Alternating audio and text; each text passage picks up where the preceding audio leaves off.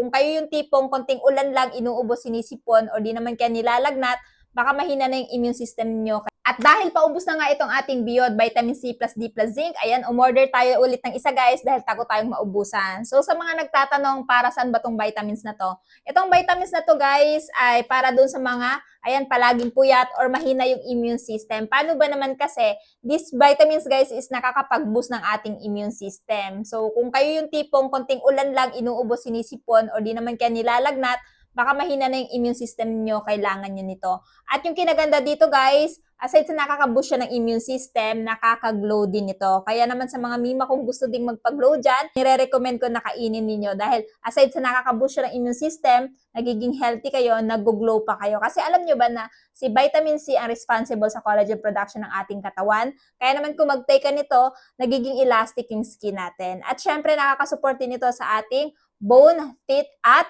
muscle. Kaya naman mga mima ko, mga paps, ayan, kung interested kayo at gusto nyo din itry itong ating Biod Vitamin C plus D plus Zinc, since ito yung isa sa nagtitrending na vitamin C ngayon, idadrop ko na lamang yung link ng vitamins na to dyan sa baba.